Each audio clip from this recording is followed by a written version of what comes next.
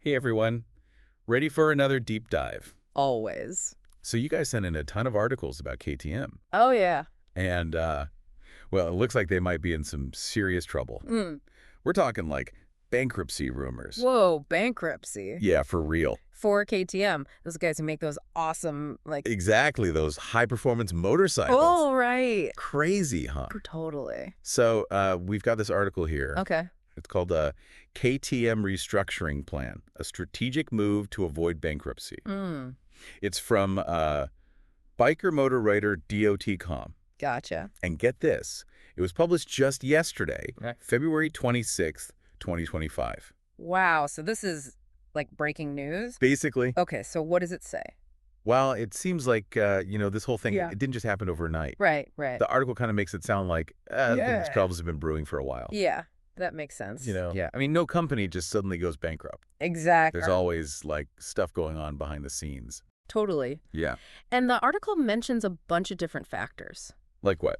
Well, for starters, Okay. global motorcycle sales have been declining. I see. Then you've got the whole COVID-19 pandemic thing. Right. That definitely had a lasting impact on, On everything. on everything pretty much. Yeah. And then on top of all that, there's like fierce competition from the big players, like Honda, Yamaha, Ducati. Those guys are tough competition. They are, for sure. And they've got, like, tons of resources. Exactly. It's hard to keep up. It is. And then, like, just to make things even worse, production costs have been going way up. Oof, yeah, that's a killer. It's like a perfect storm, Totally. It's like everything that could go wrong did go wrong. Exactly. Yeah.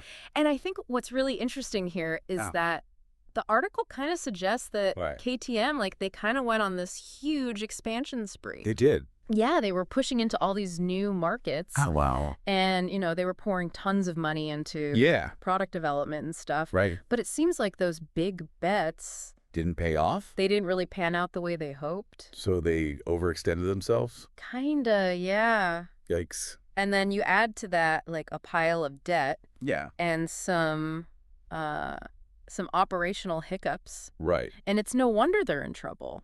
So what are they going to do? Well, that's what we're going to dig into. Okay. The article outlines a 4-part restructuring plan. Okay, so what are the 4 parts? So they're talking about cost-cutting, debt restructuring, forging strategic partnerships, Interesting. and refocusing their product line. So they're basically trying everything they can. Yeah, pretty much. It sounds like they're in a tough spot. They are, that's for sure. But you got to admire them for, like, taking action. Definitely. Instead of just, giving up. So let's break down these 4 parts. Yeah, let's do it. Starting with cost cutting. What does that actually mean? Well, it sounds like it could be pretty painful. How so? We're talking potential job losses. Oh, wow. And maybe even factory closures. That's serious. It is, for sure. So they're really trying to trim the fat, huh? Basically, yeah. Got to get lean to survive. Exactly. Okay, so that's cost cutting. What about debt restructuring? Yeah, so when they say debt restructuring, what does that actually look like in the real world? Yeah, like, are they just calling up their creditors? Right. And saying, hey, can we push this payment back? Exactly. I wish it were that easy. I know, right? But it's a little more complicated than that. So what are they actually doing? Well, they're basically sitting down with their creditors, Okay. trying to renegotiate their existing loans, Right. maybe stretch out payment deadlines, just trying to get some breathing room. So they can manage their cash flow. Exactly. Yeah. It's all about buying time. Okay, so we've covered cost cutting and debt restructuring. Right. Those sound kind of like, Like emergency measures. Yeah, like short-term solutions. To stop the bleeding. Exactly. So what about the other 2 parts of the plan? Strategic partnerships and product refocusing. Yeah. Those sound more like, Long-term strategies. Yeah. like moves for the future, not just for survival. Right. Exactly. So what do you think about those? Well, strategic partnerships, I mean, Yeah. that could be a lot of different things. Like what? Well, they could join forces with another company. Okay. Or maybe they attract some new investors, Right. someone with deep pockets. Yeah, someone who can help them out. Exactly. I Interesting. mean, imagine like KTM partnering with, say, like a tech giant Oh, wow. to develop like cutting edge electric motorcycle technology. That would be a game changer. It could be. Yeah. Okay, I Okay. see where you're going with this. So what about product refocusing? Yeah, that one sounds kind of tough. In what way? Well, are they going to have to say goodbye to some of their iconic models? It's definitely a possibility. They might have to make some hard choices For sure. about which models are actually making money Right. and which ones are just draining resources. Exactly. Yeah. The article mentioned that they're going to focus on Okay. like their core models. The high-performing ones. Yeah, ones that built the reputation. Right. But they also talked about this big push towards electric motorcycles. Exactly. Which is like a whole new ballgame. It is. It's a totally different market. Yeah. So how do you think that's going to play out? Well, I think that's what we need to explore in this next part of our deep dive. Sounds good to me. So, we were talking about this whole restructuring thing. Yeah. And how it might affect like KTM's brand image, Right. Because they've built this reputation for like performance and off-road dominance. That like rugged go anywhere kind of vibe, Right.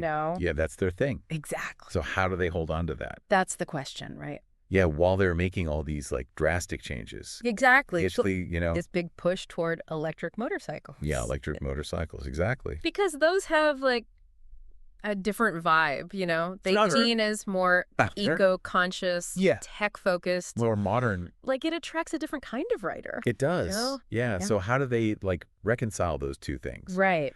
The rugged off-road image and the like electric future. Yeah, it makes you wonder if we'll see like a split in their offerings. Maybe they'll have like two separate lines.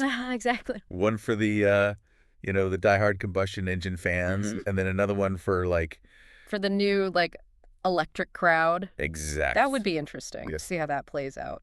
Yeah, and how they brand them. Right. Totally. Like how do you market those two different things? Right, because they're like appealing to two different groups of people with like different values. Yeah, and also, I mean, we can't forget about like KTM's history of innovation. Right. They're known for like pushing boundaries. Pushing the limits, yeah. Always trying new stuff. Exactly. So who knows what they'll come up with in the electric space. Right. Like they could really surprise us. Totally. I mean, imagine them applying like their engineering prowess and that like performance first mentality to electric motorcycles. Oh, wow. We could see some groundbreaking stuff. Yeah, like bikes that completely change our expectations of what electric motorcycles can be. In terms of like power range. Yeah, the whole riding experience. The whole thing, yeah. That would be pretty amazing. It would. Okay, so let's shift gears for a second and talk about the bigger picture. Okay. The article mentioned that KTM's struggles could create some opportunities for their rivals. Oh, absolutely. Yeah. Yeah, like who are we talking about? Well, companies like Honda, Yamaha, Ducati. Right, the big players. Exactly. They're probably watching this whole thing very closely. I bet they are. Seeing if they can like capitalize on it. Yeah, like grab some of KTM's market share. Especially in like those performance and off-road segments. Right, where KTM has traditionally been like dominant. King of the hill. Exactly. But it's not just about like snatching up a bigger slice of the pie. No, it's about staying ahead of the curve. Totally. Especially when it comes to electric motorcycles. Electric motorcycles, yeah. They can't afford to be complacent. No. Because KTM is like... They're going all in on electric. They are. And that could force the other companies to like step up their game. Invest more in R&D. Exactly. Trying to catch up. Yeah. And in the long run, I mean, that's a good thing for like... For the riders. The riders, yeah. Because it means more choices, better tech. And hopefully more competitive pricing. Exactly. So it could actually be a win-win. It could, but it depends. On how these companies adapt. On how they respond. To this, like, changing market. Yeah, because if they don't adapt, they're going to get left behind. Exactly. It's like a... It's a reminder that the business world is constantly changing. It is. Even in, like, something as passion-driven as motorcycles. Totally. You got to adapt or die. You got to innovate to survive. Exactly. And KTM's restructuring is like a prime example of that. They're taking bold steps. They are. To address their challenges. Yeah. And to try to position themselves for the future. It's a high-stakes gamble. It is. But it could pay off. It could reshape the whole industry. Exactly. Speaking of high stakes, we got to talk about the impact on like suppliers and dealerships. Yeah, the article mentioned that. It did. And it sounded like there were some serious concerns. Yeah, because KTM's cost-cutting measures, especially if they start closing factories, that could really mess up their supply chain. Big time. Suppliers might see, like... orders drying up. Exactly. And they'll have to, like, scramble to find new clients. Oh, right. Or diversify their offering. Yeah, find new ways to stay afloat. And for dealerships, it could mean, like... empty showrooms. Empty showrooms, yeah. Long waits for new models. Exactly. And that could really hurt their sales. And their relationships with customers. It's like a domino effect, almost. Totally. It's all connected. Yeah. One thing affects another. And it all comes back to KTM. KTM's actions have a ripple effect. On everyone involved. On everyone, yeah. From the people making the parts to the people selling the bikes. To the riders who are actually buying them. Exactly. It's a complex ecosystem. It is. And any major disruption. Yeah, it can have huge consequences. But it also shows you, like, the resilience of the people involved. Oh, interesting. Yeah, they're always finding ways to innovate. To overcome challenges. To adapt, yeah. And to, like... keep the passion for motorcycling alive. That's cool. Yeah. Okay, so speaking of the riders... the most important part. Exactly. How's all this going to affect them? Yeah, how will KTM's restructuring affect their experience of, like, owning and riding a KTM motorcycle? That's the big question, right? It is. In the short term, I mean, they might see some limited availability of models. Right. Or delays in getting, like, the newest releases. Okay. But the bigger question is, how's this going to affect the KTM brand?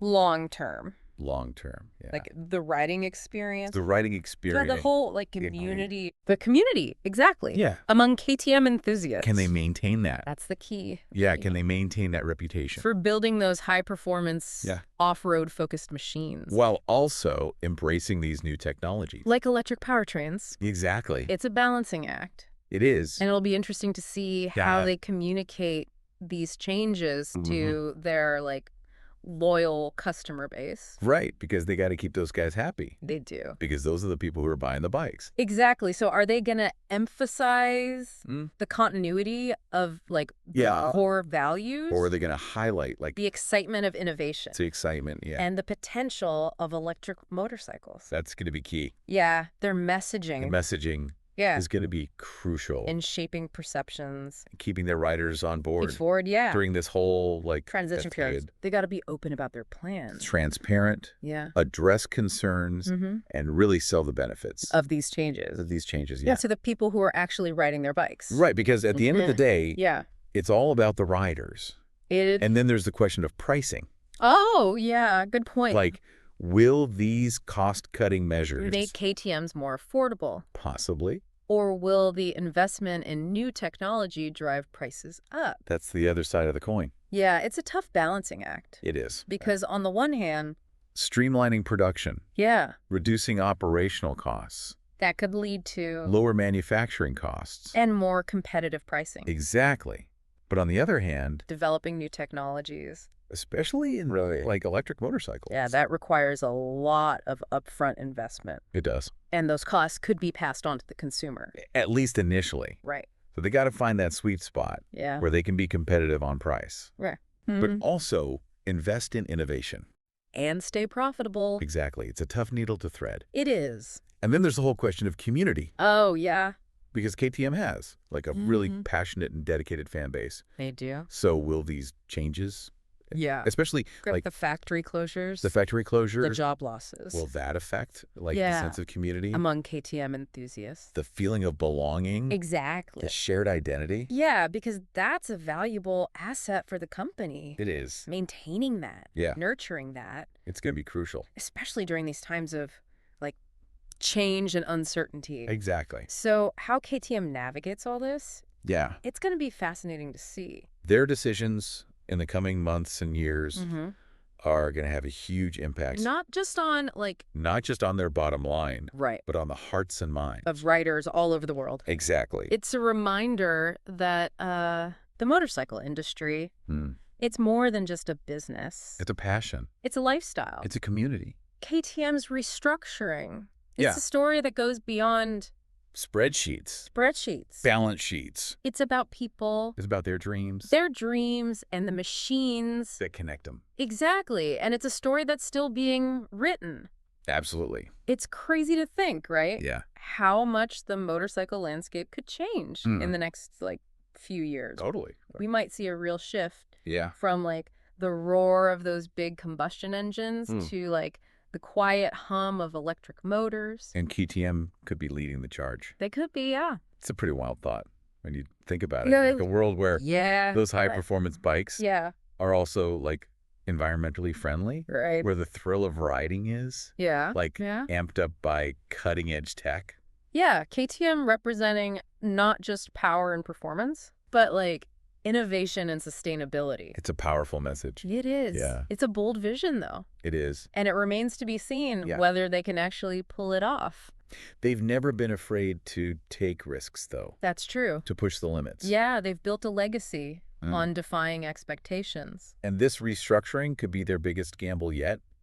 It could be, for sure. I mean, it's not just about KTM either. Right. Their actions could, like, set a precedent for the whole industry. Okay. Inspire other manufacturers to, jump on board with new technologies. Right, explore new markets. We might see, like, a whole new definition of what it means to be a motorcycle company. In the 21st century. In the 21st century, yeah. It's exciting to think about. It is. What kind of bikes we could be riding in, like, 5-10 years. Right, like more powerful. More efficient. More connected. Yeah, like fully integrated with, like... Yeah, with our lives. Our lives, with the internet, everything. That would be something else. It would. But, it's not just about the bikes themselves either. It's about, like... The people who ride them. The people, The communities they form. The experiences they share. How's this shakeup at KTM going to affect the culture of motorcycling? Could it create new ways for riders to, like, connect? Connect, explore, push their limits. Those are some really good questions. And we don't have the answers today? No, not yet. But it's definitely worth thinking about. As we watch this whole story unfold. Because it reminds us that the world is constantly changing. The world is constantly changing. And even, like, industries we think of as rock solid. Yeah, like motorcycles. They're being disrupted and transformed. They're not immune to change. It's a call to action for all of us. To stay curious. To stay curious. Be a part of this evolution. Because the future of motorcycling. Yeah. Being written right now. And whether you're, like, a diehard rider or just starting to get interested. There's never been a more exciting time. To dive into this world. To dive into this world, yeah. So as we wrap up this deep dive into KTM's restructuring. Okay. Let's recap some key takeaways. Yeah, let's do it. First, the motorcycle industry is at a turning point. Big time. Facing challenges and opportunities. Yeah. That will completely reshape things in the coming years. That's for sure. Second, KTM is making some bold moves. Bold moves. To navigate these changes. Yeah. And those moves could have a huge impact on the entire industry. On the entire industry, for sure. And third, this is a story that's still being written. Right. We're just at the beginning. It's up to all of us to, like... Stay informed. Stay informed, stay engaged, and get excited about the future of motorcycling. Exactly. That's the key. Thanks for joining us on this journey of discovery. It's been a pleasure. We hope you've enjoyed this deep dive into the world of KTM and the changing face of the motorcycle industry. It's a wild ride, that's for sure. Keep exploring this topic. Yeah. Do your own research and share your thoughts with us. We love hearing from you guys. We do. So until next time, keep those engines revving. Stay curious. And enjoy the ride. We'll see you soon.